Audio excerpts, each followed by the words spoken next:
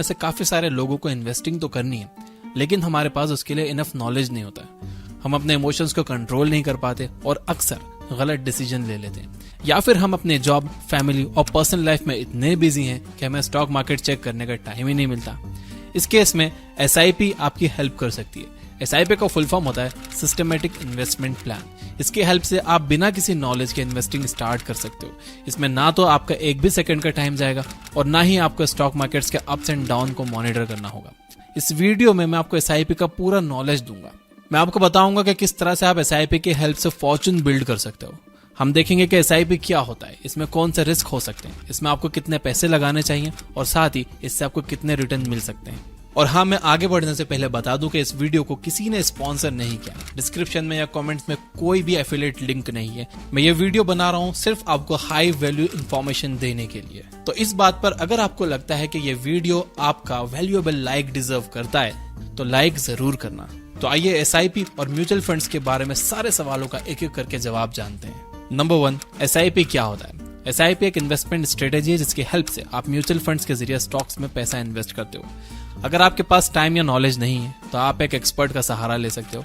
आप अपने पैसे एक एक्सपर्ट को दे दो जो कि अपना टाइम और नॉलेज लगाकर आपके पैसे अच्छे से इन्वेस्ट करेगा। वो आपके प्रॉफिट्स का कुछ हिस्सा अपने पास रख लेगा और बचे हुए प्रॉफिट्स आपको दे देगा।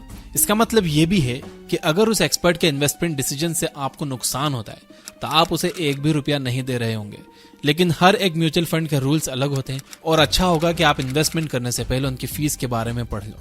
एक बार आपने अपना म्यूचुअल फंड सिलेक्ट कर लिया तो आप अपना SIP बनाओ। SIP में आप एक फिक्स्ड अमाउंट को हर महीने म्यूचुअल फंड में इन्वेस्ट करते रहते हो।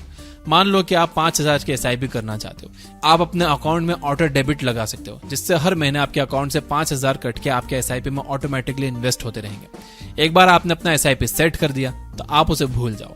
अब वो हर महीने आपके अकाउंट से डेबिट होता रहेगा और आप आराम से अपनी जॉब, अपने बिजनेस या अपनी पढ़ाई पर फोकस कर सकते हो। नंबर 2, कौन सा म्यूचुअल फंड बेस्ट होता है? म्यूचुअल फंड्स 2 तरह के होते हैं, एक्टिवली मैनेज्ड फंड्स और पैसिवली मैनेज्ड फंड्स। जैसा कि आप नाम से ही समझ गए होंगे, एक्टिवली मैनेज्ड फंड में एक एक्सपर्ट लगातार अपनी नॉलेज और मार्केट के मूवमेंट्स के हिसाब से पैसे इन्वेस्ट करता रहता है। दूसरी तरफ पैसिवली मैनेज म्यूचुअल फंड्स में आप पैसे लगाकर भूल जाते हो और उसे 10-15 साल के बाद ही निकालते हो। पैसिवली मैनेज्ड म्यूचुअल फंड्स को इंडेक्स फंड्स भी कहा जाता है। इन म्यूचुअल फंड्स में आप देश के टॉप 50 कंपनीज में पैसे लगाते हो। आप ये अज्यूम करके चलते हो कि किसी भी कंट्री के present top 50 companies long term में बेटर परफॉर्म करेंगी ही। इंडिया के इंडेक्स को निफ्टी 50 कहा जाता है। यहाँ पर आपको लग रहा होगा कि एक्टिवली मैनेज फंड्स बेटर होते हैं क्योंकि उसमें एक्सपर्ट्स हमेशा काम करते रहते हैं। ज्यादा काम करने की वजह से उन्हें रिटर्न्स भी ज्यादा मिलते होंगे, लेकिन ऐसा नहीं है। शॉर्ट टर्म में हो सकता है कि एक्टिवली मैनेज्ड म्यूचुअल फंड्स ज्यादा प्रॉफिट कमा रहे हो, लेकिन लॉन्ग टर्म में वो पैसिवली मैनेज्ड म्यूचुअल फंड्स को बीट नहीं कर पाते। एक स्टडी में पाया गया है कि पिछले 20 सालों में 85% actively managed mutual funds index funds को बीट नहीं कर पाए। इसका मतलब ये है कि अगर आप इंडिया के टॉप 50 कंपनीज में पैसा लगाकर उसे 20 साल के लिए छोड़ दो और दूसरी तरफ एक्टिवली मैनेज्ड म्यूचुअल फंड में 20 साल के लिए पैसा लगाते रहो तो इसके चांसेस बहुत हाई हैं कि आपको फर्स्ट केस सिनेरियो में ज्यादा प्रॉफिट्स मिलेंगे। सिर्फ 15% एक्टिवली मैनेज्ड म्यूचुअल फंड्स ही इंडेक्स को बीट कर पाते हैं, लेकिन ये 15% भी नेक्स्ट 20 साल में इंडेक्स को बीट कर पाएंगे या नहीं इसकी कोई गारंटी नहीं है। इनफैक्ट वॉरेन बफेट खुद कहते हैं कि अगर उन्हें अपनी इन्वेस्टिंग जर्नी फिर से स्टार्ट करनी होगी तो वो इंडेक्स फंड्स के साथ ही करेंगे। नंबर 3, SIP की हेल्प से आपको कितने रिटर्न्स मिल सकते हैं? आपको कितने % का रिटर्न मिलेगा ये 3 मेन फैक्टर्स पर डिपेंड करता है। ए, आप कितने रुपए मार्केट में लगाते हो? आप जितने ज्यादा पैसे मार्केट में लगाओगे आपको उतने ज्यादा रिटर्न्स मिलेंगे।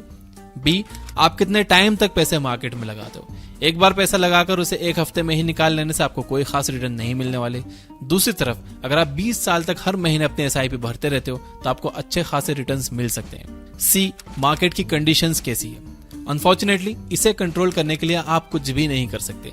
आपके कंट्रोल में यह है कि आप कितने पैसे लगाते हो और कितने टाइम तक लगाते हो और किस फंड में लगाते हो। अगर ये तीनों चीजें अच्छी हैं तो आपके रिस्क काफी हद तक कम हो जाते हैं, लेकिन वो जीरो नहीं होते। मार्केट कंडीशंस हमेशा फ्लक्चुएट करती रहती है और इस वजह से आप जो भी पैसे लगाओगे उसे खोने का एक रिस्क हमेशा बना रहेगा। लेकिन अगर आप लॉन्ग टर्म तक SIP में इन्वेस्ट करते रहते हो तो आपका रिस्क नियर टू जीरो हो जाता है। अब मान लो कि आप 5,000 के SIP करते हो और आपको हर साल 12% के रिटर्न्स मिलते हैं, तो ऐसे में 20 साल के बाद आपको कितने रिटर्न्स मिलेंगे? इसे कैलकुलेट करने के लिए आप SIP कैलकुलेटर यूज कर सकते हो। गूगल पर जाकर इसको सर्च कर लो, आपको ये आसानी से मिल जाएगा। अगर मैं हर महीने 5,000 रुपए SIP के थ्रू इन्वेस्ट करता रहूंगा तो 20 साल के बाद मैं 12 लाख तक इन्वेस्ट कर चुका हूंगा। इस पर मुझे टोटल रिटर्न्स लगभग 38 लाख रुपए के मिलेंगे। इसका मतलब है मेरे 12 लाख का अमाउंट बढ़कर 50 लाख हो चुका होगा। अब आइए इन सारी वैल्यूज को हम सिर्फ 20% इंक्रीज कर देते हैं। मान लो कि आप 5,000 की जगह 6,000 हर महीने इन्वेस्ट करते हो। मान लो कि आप 20 साल के लिए नहीं बल्कि 24 साल के लिए पैसे लगाते हो, और मान लो कि रिटर्न्स आपको फिर भी 12% ही मिल रहे हैं, क्योंकि ये मार्केट कंडीशंस पर डिपेंड करता है और इसे कंट्रोल करने के लिए हम कुछ नहीं कर सकते। अब आइए देखते हैं कि इस केस में हमें कितने रिटर्न्स मिलेंगे। अब आपका टोटल इन्वेस्टेड अमाउंट लगभग 17,28,000 रुपए है, लेकिन रिटर्न्स आपको लगभग 83 लाख तक मिल रहे हैं। फर्स्ट केस में आपको सिर्फ 38 लाख का रिटर्न मिल रहे थे, लेकिन आपने अपनी इन्वेस्टमेंट अमाउंट और इन्वेस्टमेंट टाइम पीरियड को जस्ट 20% ही इंक्रीज किया, लेकिन इससे आपके रिटर्न्स लगभग 125% यानी डबल से भी ज्यादा हो गए। यह है कंपाउंडिंग इफेक्ट का मैजिक। अगर आप थोड़े से भी पैसे ज्यादा लंबे टाइम तक मार्केट में इन्वेस्ट करके रखोगे तो आपको बहुत ज्यादा रिटर्न्स मिलने वाले हैं। नंबर 4, SIP में इन्वेस्ट करने से पहले आपको कौन सी बातों का ध्यान रखना चाहिए? जैसे कि हमने पहले देखा, SIP में अगर आप ज्यादा पैसे ज्यादा टाइम तक इन्वेस्ट करके रखोगे तो आपको ज्यादा प्रॉफिट होगा, लेकिन आपको यहाँ पर यह जानना होगा कि टाइम पैसे से ज्यादा इंपॉर्टेंट होता है। मतलब अगर आप थोड़े से पैसे ज्यादा टाइम के लिए लगाओगे तो आपको अच्छे प्रॉफिट्स मिलेंगे, लेकिन अगर आप बहुत सारे पैसे थोड़े से टाइम के लिए लगाओगे तो इससे आपको कोई फायदा नहीं होगा। मैंने अपने दोस्तों की SIP जबरदस्ती शुरू करवाई है कि यार तुम शुरू करो, 20 साल बाद दुआएं दोगे मुझे। तो मैं आपको भी कह रहा हूँ कि अगर आप 500 रुपए से शुरू कर सकते हो ना, तो 500 रुपए से SIP शुरू कर दो। अगले साल उसे 10% बढ़ाकर 550 रुपए कर देना, लेकिन शुरू करो। 20 साल बाद आप भी मुझे दुआएं दोगे। जितनी यंग एज में आप SIP करना शुरू कर दो, उतनी जल्दी आप फाइनेंशियली फ्री हो जाओगे और जिंदगी भर सिर्फ पैसे के पीछे ही नहीं लगे रहोगे यार। लाइफ एंजॉय करने का भी टाइम मिलेगा, घूमने फिरने का टाइम मिलेगा, फैमिली के लिए टाइम मिलेगा। So start as early as possible. और इसके साथ ही आप अपना एक इमरजेंसी फंड भी तैयार करते रहो, ये बहुत जरूरी है। अपने 6 महीने के एक्सपेंसेस कैश में अपने पास रखो। अगर कल आपके घर में किसी की तबीयत कुछ ज्यादा खराब हो गई, या आपको आपकी जॉब से निकाल दिया गया, या फिर आपके बिजनेस में लॉस होने लगा, तो कम से कम आप 6 महीने के लिए सिक्योर रहोगे। ऐसे में आपको मार्केट से पैसे निकालने की जरूरत नहीं होगी और किसी से उधार मांगने की भी जरूरत नहीं पड़ेगी। अगर आप अपने सारे पैसे लगा दोगे और कल को आपको जरूरत पड़ी तो आप मार्केट से पैसे फिर से निकाल लोगे। इससे हो सकता है कि आपको लॉस ही हो। दूसरा ये कि आप रिस्क को समझकर ही पैसे इन्वेस्ट करो। रिस्क लेने में कोई स्मार्टनेस नहीं है, इसमें कोई बहादुरी की बात नहीं है। रिस्क बेवकूफ लोग लेते हैं। स्मार्ट इन्वेस्टर्स कैलकुलेटेड रिस्क लेते हैं। उन्हें यह पता होता है कि अगर उनका लॉस होगा तो सिर्फ 100 रुपए का होगा, लेकिन प्रॉफिट होगा तो 1000 का होगा। इसलिए आप किसी भी म्यूचुअल फंड में इन्वेस्ट करने से पहले उसके पोर्टफोलियो में जाकर ये देख लो कि वो कौन सी कंपनीज में पैसे लगा रहे हैं, आप उन कंपनीज पर ट्रस्ट करते हो या नहीं, वो कितनी फीस ले रही है और उस म्यूचुअल फंड के मैनेजर का ट्रैक रिकॉर्ड कैसा रहा है। Number 5, lump sum versus SIP। हमने अभी सारे एग्जांपल्स में देखा कि अगर आप 5,000 हर महीने 20 साल तक इन्वेस्ट करोगे तो आप टोटल 12 लाख इन्वेस्ट करोगे। मान लो कि आपके पास इस टाइम 12 लाख रुपए कैश में या बैंक में पड़े हुए हैं, तो क्या फिर भी आपको हर महीने 5,000 ही इन्वेस्ट करने चाहिए, या फिर आपको एक साथ सारे पैसे मार्केट में लगा देने चाहिए? सारे पैसों को एक साथ लगाने वाली स्ट्रेटेजी को लमसम इन्वेस्टमेंट कहते हैं। इस स्ट्रेटेजी से आपको तभी प्रॉफिट हो सकता है जब मार्केट ओवरली अंडर वैल्यूड हो।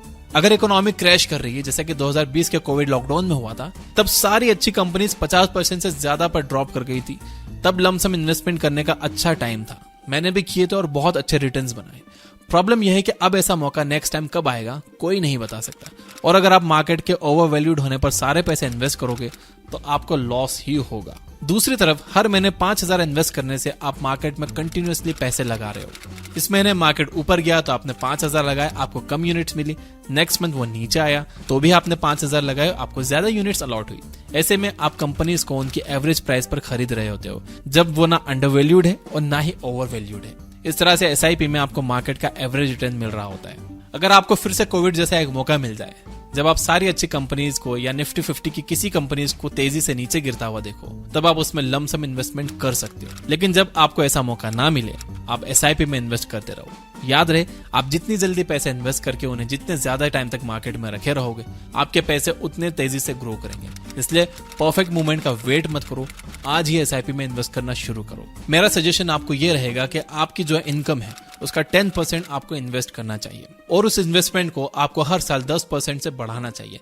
यानी अगर आप हर महीने अभी 1000 रुपए इन्वेस्ट कर रहे हो SIP में, तो आपको अगले साल से उसे 1100 रुपए कर देना चाहिए। ऐसे में आपका इन्वेस्टेड अमाउंट भी बढ़ता जाएगा और जितने लंबे टाइम तक आप टिकोगे उतना बड़ा रिटर्न भी मिलेगा। तो अगर ये आपको वीडियो हेल्पफुल लगा हो तो कमेंट में यस जरूर लिखिए। इससे मुझे मोटिवेशन मिलती है कि मैं आपके लिए हेल्पफुल वीडियो बना पा रहा हूँ। अगर आप मुझसे पूछोगे कि इन्वेस्टमेंट पर बेस्ट बुक कौन सी है, तो मैं आपको कहूंगा one up on wall street by Peter lynch. ये बुक आपको जरूर पढ़नी चाहिए। इस बुक में बताए गए प्रिंसिपल्स आपको फाइनेंशियली फ्री कर सकते हैं। इस किताब में पीटर लिंच ने बेसिकली ये बताया है कि मल्टी बैगर स्टॉक्स कैसे ढूंढे जाते हैं, यानी 1 रुपए का 10 रुपए करने वाले स्टॉक्स